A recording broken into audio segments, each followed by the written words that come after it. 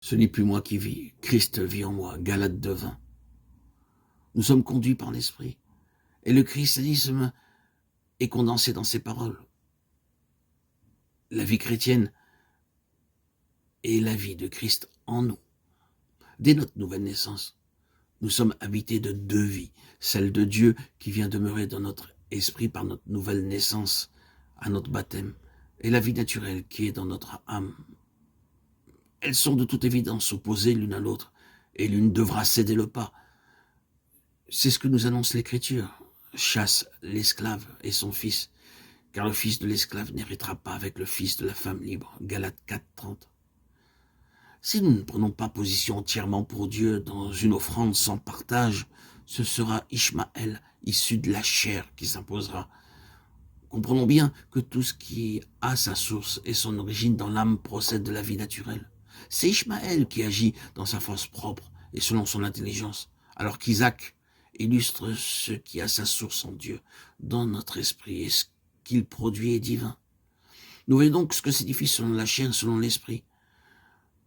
Ce qui compte, c'est la source des choses, ou l'homme, ou Dieu, de l'âme, ou de l'esprit, la demeure de la vie éternelle. Paul adresse 3 exhortations. Marcher par l'esprit, soyez conduits par l'esprit, vivre par l'esprit. Galates 5, 17, 18, 25. Si vous êtes conduit par l'esprit, vous n'êtes pas sous la loi du moi. Galates 5, 18. De cette lettre, il ressort que la croissance des croyants était arrêtée et la doctrine menacée. Et bien que ce courant nouveau reconnaissait le salut par grâce, il enseignait que les œuvres étaient nécessaires pour le mériter et qu'il fallait circoncire les païens. C'était le retour aux contraintes des tu dois, tu ne dois pas, fais ceci, fais cela, de la loi mosaïque. Or, nous ne sommes pas sous le régime de la loi de Moïse, mais sous celui de l'esprit. Et chaque croyant doit apprendre à être conduit, non par les situations demandées, traditions ou éléments extérieurs, mais depuis l'intérieur, depuis son esprit où réside la vie. La chose fondamentale est la soumission à Dieu pour avoir la vie. Ne devons-nous pas, à bien plus forte raison, nous soumettre au Père des esprits pour avoir la vie? Hébreux 12, 9. Non, dans le sens de la recevoir, car notre éducation de fils implique que nous l'avons déjà, mais pour qu'elle agisse en prépondérance et en gouvernement. Et ceci nous amène à Galates 5, 18. Si l'esprit nous conduit, c'est par la vie que nous le sommes, et non plus par le moi de notre âme. L'âme est influençable et impressionnable, mais c'est sous la conduite de l'esprit que nous apprenons à discerner ce que dit la vie en nous. Enregistrons-nous la paix, la vie, nous encourage-t-elle? Notre esprit est-il vivant pour la chose que nous exposons devant le Seigneur, ou ressentons-nous de la lourdeur dans notre esprit accompagné d'un sens de mort? Beaucoup de croyants vivent sous le régime de l'ancienne dispensation et agissent par devoir ou parce que la parole le dit. En d'autres termes, ils sont gouvernés par la lettre, mais non par l'esprit. C'est le Saint-Esprit qui a inspiré ceux qui ont parlé de la part de Dieu. 2 Pierre 1, 21. Et l'esprit et la parole sont un. L'un ne contredit pas l'autre. Si j'applique la lettre sans l'esprit, c'est mon moi qui le fait et non l'esprit de Dieu. Il est juste et indispensable d'annoncer l'évangile. C'est un ordre du Seigneur.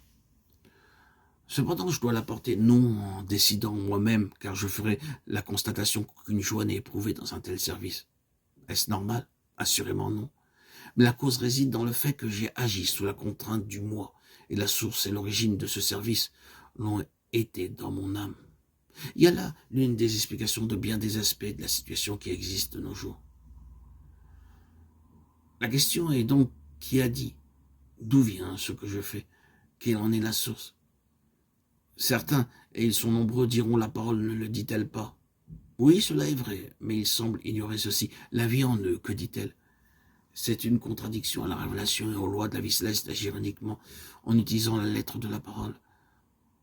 Dieu ne peut pas, par sa parole, nous demander une chose sans que son esprit ne le confirme dans notre esprit. Le croyant qui agit sans l'esprit applique la lettre de la parole et encore sous l'esclavage de la vie du moi. Son travail manquera de profondeur parce que sa vie est peu profonde. Ce sera toujours l'odeur de la sueur de la vie naturelle. Et le vase restera toujours d'un bel albâtre, alors que le trésor demeurera caché.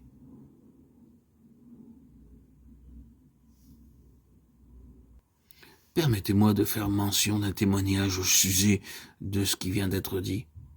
Nous avions il y a plusieurs années projeté d'entreprendre une distribution de traités d'évangélisation dans toute la ville.